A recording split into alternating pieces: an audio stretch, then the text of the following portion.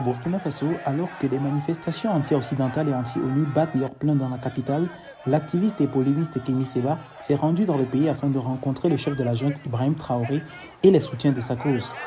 Accusé de promouvoir la politique russe sur le continent et dans les pays francophones, il s'est défendu lors d'une conférence de presse en revenant sur la polémique des drapeaux russes lors des manifestations.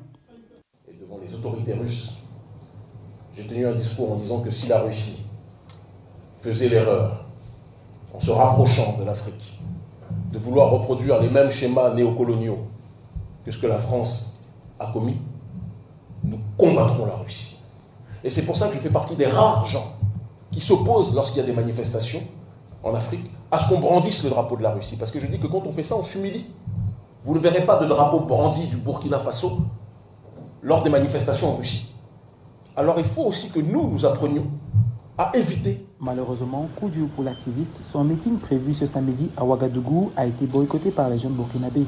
D'ailleurs, comme le montrent ces deux photos, il ne s'est pas présenté dans la salle quasi vide, à la déception de quelques fans. Je dirais complètement déçu parce que nous sommes là depuis 14 heures, voilà, et attendre pendant 2 heures, 3 heures, et au final, on vient vous annoncer que la conférence n'aura pas lieu. C'est vraiment une déception totale. Pour ces Burkinabés, les discours panafricains sont loin de la réalité du terrain, car des jeunes meurent au quotidien dans le désert et la Méditerranée tentant de rejoindre l'Europe. Pour Kader Zongo, c'est en gros la faute aux dirigeants qui n'offrent aucune perspective à la jeunesse africaine en quête d'un avenir meilleur.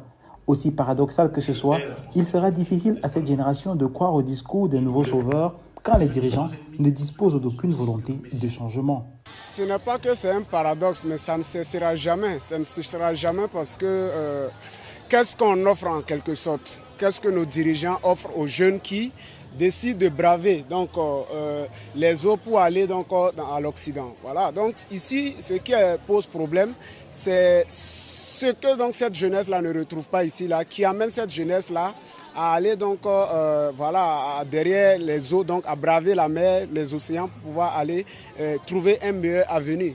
Que vraiment les dirigeants africains emboîtent les mêmes pas pour vraiment une souveraineté totale des pays africains, ce qui va donner encore de l'espoir à la jeunesse. Ces jeunes burkinabés appellent non seulement à un travail de fond pour que les autorités s'investissent dans des programmes qui vont leur permettre de rester dans leur pays et de bénéficier des avantages qu'ils ont à l'extérieur.